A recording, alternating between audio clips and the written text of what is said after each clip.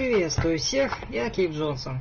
Сегодня у нас реакция на новое видео от команды разработчиков Кербалы 2. Ну, первое видео подобного формата на моем канале. Хотя, может, оно и было, но... хз. Чё, погнали. For all we know, they're just puffs of smoke since they go poof when they hit the ground. I don't know, I kind of have this headcanon they're sort of like a jellyfish material, right? Like you squish them, it's like a narwhal, or they're like a space, they're a squishy space fungus? Space fungus? Space fungus. Does that mean that people...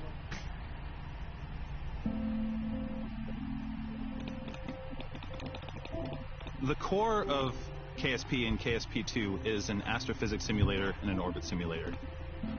By adding the Kerbals, you bring to it the emotion that is well-deserved for such astronomical feats. Without them, you're not getting the in-game response of the awe-inspiring and explosively horrendous stuff you're doing within the game. You only get anything good done if you try again and again and do it wrong a bunch of times. They embody that, right? All they do is the wrong thing all the time, and yet somehow they've stumbled into an interstellar civilization. It just kind of takes all that, you know, great scientists of history luster off of the entire progression of a civilization, right? It's like, yes, there are some smart people here and there, but mostly it's just, we just keep trying until we figure out something that works. And this game distills that into kind of its essence. Harvester, Kerbal Space Program creator, as a kid used to play with his brother with modified rockets. They used to strap a tinfoil man to the rockets and launch them. They used to call them Kerbals. Harvester created the first 3D model for a Kerbal, and it was then slightly modified by an artist. But pretty much since then, like 8 years ago, we've been using the same model.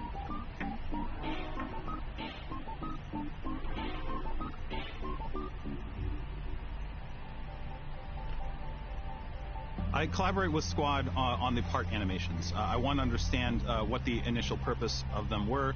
I want to make sure that any parts that are in the original and will be in KSP2 fit the same design, because we are remodeling and retexturing them and up-resing them in a lot of ways, and some of that involves new fiddly bits, wire shaking and different parts opening and closing, and I try to work with Squad when necessary to make sure that I'm faithful to the original design.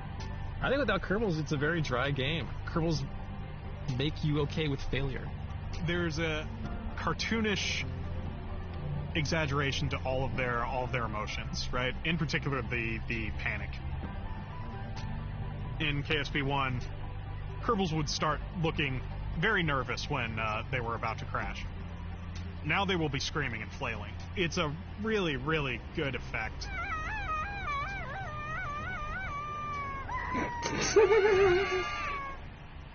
I am emotionally tied to the Kerbals.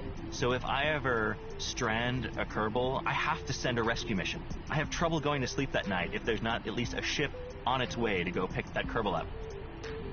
So yeah, I think that the advances that we're making in the Kerbals will provide a lot more emotional attachment to them, and I think that's a great thing. Modern changes, I would call them evolution. The KSP2 team has a better technology. KSP1 is on its way to its 10-year anniversary, so technology has changed a lot.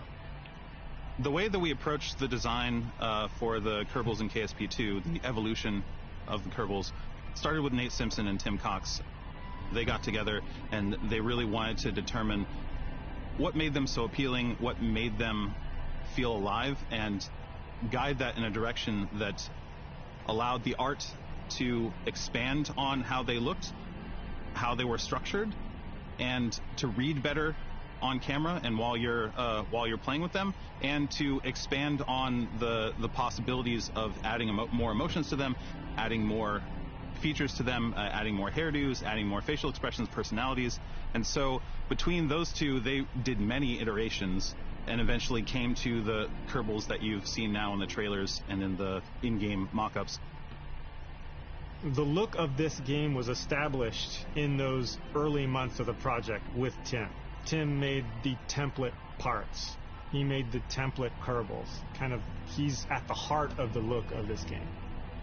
Squad had a lot of input. There was a lot of back and forth about what these were really going to be looking like. We had to stay true to the spirit of the original game, but also give them a broader emotional range for the multiplayer component of the new game. The Kerbals are getting a better rig, better animations.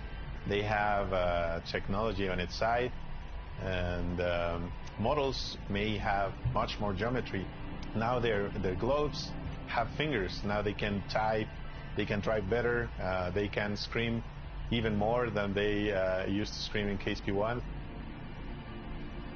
One of the interesting things about the transition from the KSP1 Kerbals to the look of the KSP2 Kerbals was a conversation about eye scale. The KSP2 Kerbals, currently, their eyes are the same size, but the original Kerbals, many of them, if not all of them, one eye is a little bigger than the other. So I created the option that... Субтитры какие-то клявые. Кому-то этих. Это только автоматически. Ладно, пофиг. That we can have Kerbals have different size eyes relative to each other. We found that the symmetry made them read easier. It made them more personable. I like that some of them have symmetrical eyes and could arguably be considered more beautiful Kerbals, and some of them have asymmetrical eyes, and it makes them more intriguing. A key improvement to the Kerbals in KSP2 was providing response to the physical forces that they're going through while they're flying around space. That came about when we were really trying to determine what we could expand upon and improve upon in the IVA experience and the portrait view experience of the Kerbals. And on top of emotional range, we thought, wouldn't it make complete sense and be actually fun and meaningful to the player to see the Kerbals actually responding to the amount of G-forces that they're under while the player is flying around and hope. Главный такой вопрос. Будут ли они реагировать на силы, там, не знаю, по типу, там, не знаю, аппарат вращается. Есть некоторый аппарат. И, не знаю, будут ли они реагировать на центробежные силы? Если да, то прекрасно, поскольку, там, по сути дела, создается искусственная гравитация, вы знаете, да? Надеюсь, не тупые. Hopefully not getting them to explode. Having them flop around with the physics is a meaningful tell to the player that lets you know just what they're going through. They react to physical forces, and it's just another subtle and funny way of communicating to the player how violent the flight forces are that their crews are experiencing. Kerbals are not only being affected by these flight forces now in a dynamic way, they're also reacting to those flight forces in different ways, in ways that speak to their individual characters. So, Jeb, as always, cool as ice, but some of the others not so cool. We have levels of panic now, and you can see at some point they're just freaking out entirely. There was actually a comment on one of our most recent videos from Scott Manley, who he commented on the G-Force work that I did, which was layered on top of the other animations, by the way. So I use an animation layering system that allows that to occur while they're having all their emotions and doing all their other animations as well, so it doesn't cut into that.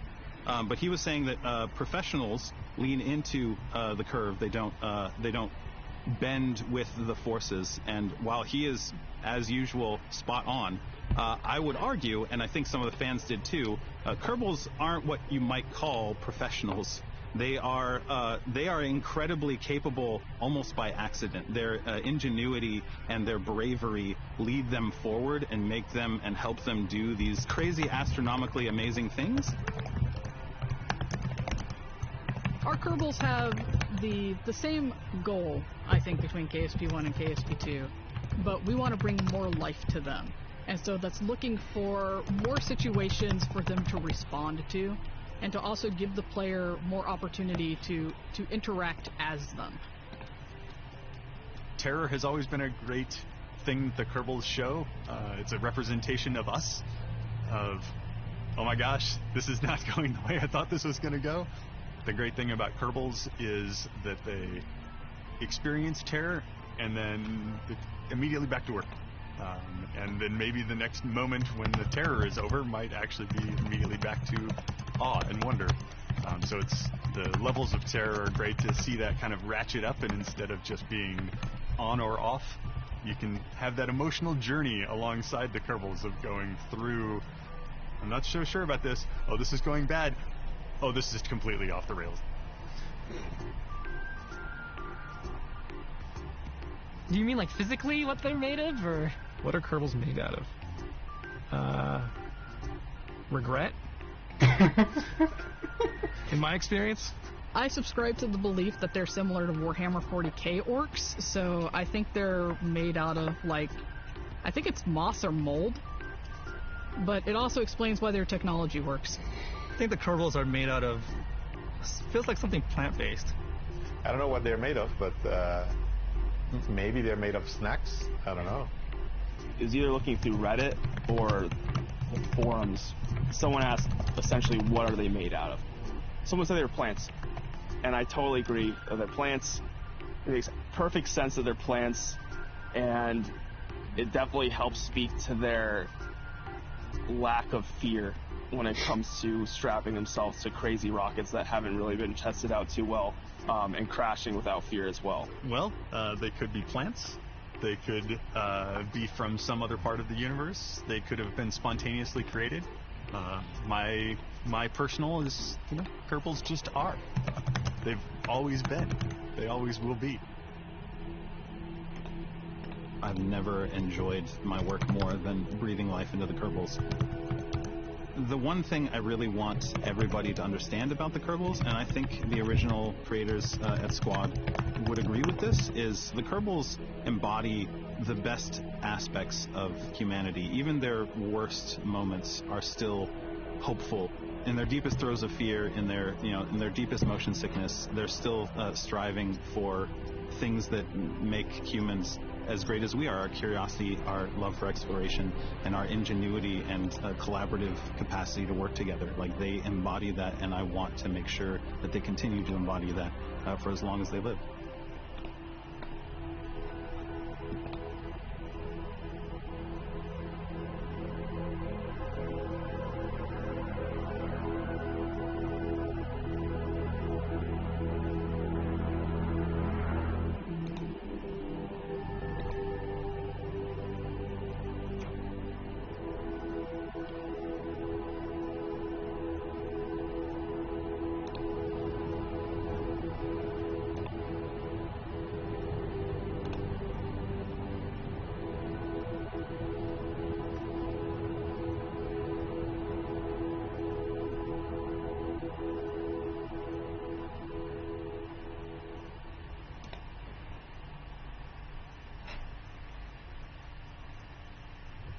Классный видос, ничего не скажу. Разумеется, мне понравился. Какая-то простая у меня реакция получилась. Скорее просто просмотр этого видоса на моем канале. Ну, я не мог не делать эту реакцию, так что... Ладно.